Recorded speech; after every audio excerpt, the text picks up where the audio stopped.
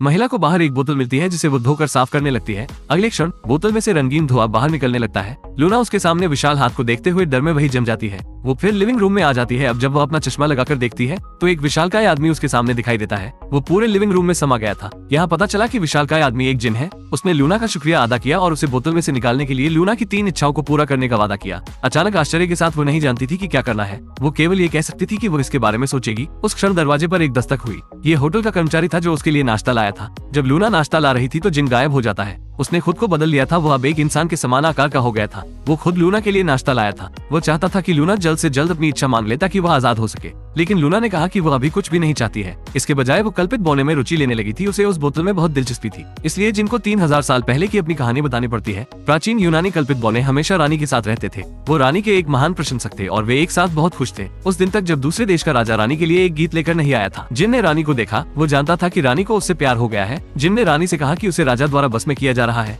लेकिन वो राजा के प्यार में पहले ही पड़ चुकी थी, इसलिए वो उसकी बातों पर ध्यान नहीं देती है। अंत में रानी को अकेलापन अब और नहीं बर्दाश्त हो रहा था, इसलिए वो राजा से प्यार करने लगती है। जिन उसे छुपकर देखने लगता है कि क्या चल रहा है। राजा जानता था कि जिन उससे नाराज हो गया था, इसलिए उसने एक जादुई बोतल निकाली और जिन को उसमें सील कर दिया और उसे समुद्र में फेंक दिया। रानी ने उसके लिए जरा सा भी शोक जाहिर नहीं किया। राजा ने जिन को अपने रास्ते से हटा दिया था। जिन को समुद्र में 2000 से अधिक वर्षों तक सील कर दिया गया। वो अपनी बोतल में गुस्से में रोता रहता था। लेकिन एक दिन मछली पकड़ने के दौरान एक मछुआरे ने गलती से उस बोतल को निकाल लिया था, लेकिन बहुत अधिक समय बीत चुका था। मछुआरे ने इसे एक पत्थर समझकर एक तरफ फेंक दिया और फिर इसे एक दीवार के निर्माण के लिए एक ईंट के रूप में इस्तेमाल किया गया। एक दिन एक लड़की राजकुमार पर नजर रखने के लिए दीवार पर चढ़ गई और गलती से सुनहरी बोतल को नीचे गिरा दिया। जब लड़की को सुनहरी बोतल मिलती है तो वो उसे खोलने लगती है, लेकिन जब वो जिन को अचानक देखती है तो वो डर कर बेहोश हो जाती है। जब लड़की को होश आता है तो वो जिन से अपनी पहली इच्छा मांगती है कि राजकुमार उसके साथ प्यार में पड़ जाए। जल्द ही राजकुमार और लड़की एक साथ रहने लगते हैं। जिन ने लड़की को उस बोतल को जमीन में छिपाने के लिए कहा। जल्द ही लड़की अपनी दूसरी इच्छा मांगने लगती है कि वो राजा के लड़के की मां बन जाए, लेकिन इसमें ज्यादा समय नहीं लगा था। जब राजकुमार सिंहासन के लिए लड़ने में विफल रहा, अंततः उसे मार दिया गया और लड़की को भी बख्शा नहीं गया।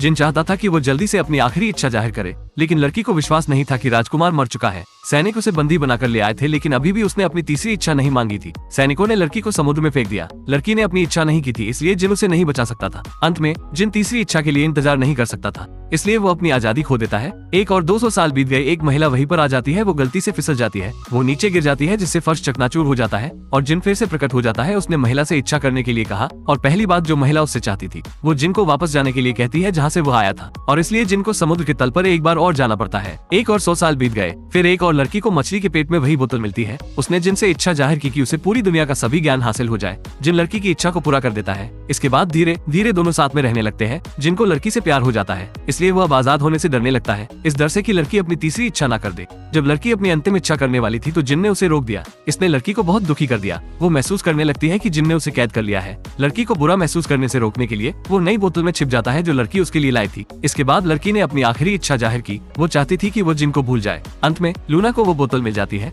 जिन की कहानी सुनने के बाद लूना के होश उड़ जाते हैं। क्या वो भी जिन के द्वारा कैद हो गई है? जिसके बाद लूना अपनी पहली इच्छा मांगती है कि वो जिन से प्यार करने लगे। जिन ने उसकी इच्छा पूरी कर दी। दोनों पति पत्नी के रूप में एक साथ रहने लगते हैं। लूना जिन के लिए एक नई बोतल लाई थी। वो चाहती थी कि जिन यही रहे। तब से लूना काम के बाद हर दिन घर जल्दी आ जाती थी, क्योंकि अब उसके पास कोई था जो उसका घर पर इंतजार करता रहता है। वो दोनों बात करते करते नहीं थकते थे। लूना ने सोचा कि यह हमेशा ऐसा ही चलने वाला था, लेकिन वो हमेशा की तरह घर आई थी। लेकिन घर पर जिन नहीं था। उसने घर की तलाशी ली, लेकिन उसे जिन कहीं नहीं मिला। इसके बजाय उसने तहखाने में जिन को पाया। उस क्षण वो राख में ढका हुआ था। जब लूना ने उसे बुलाया तो जिन जाग गया, लेकिन जिन ने कहा था कि वो कभी भी सो नहीं सकता है। अब वो कैसे सो गया? ये पता चला कि उसके चारों ओर शोर था और मौजूद विद्युत चुंबकीय तरंगें उसे गहराई से पीड़ा दे रही थी। तब लूना ने महसूस किया कि उसने गलत इच्छा मांग ली है, इसलिए उसने अपनी दूसरी इच्छा मांगी। वो चाहती थी कि जिन वो करे जो वो अपने लिए करना चाहता है। जैसे ही लूना अपनी इच्छा मांगती है, वैसे ही जिन की बोतल टूट जाती है। लूना हंसने लगती है, क्योंकि तब जिन को वो आजादी मिली जो वो चाहता था। रात में लूना जिन की बाहों में लेट जाती है। वे दोनों अपने अंतिम अलविदा का इंतजार कर रहे थे। अगले दिन लूना तहखाने में जिन की चीजों को संग्रहित कर रही थी। उनके रिश्ते की यादें लूना अपनी नोटबुक में लिखना शुरू कर देती है। लूना घर की तरफ जाने लगती है। अचानक वह रुक जाती है। वो पीछे मुड़कर देखती है। जिन उसकी ओर आ रहा था और अंत में प्रेमी एक साथ मिल जाते हैं।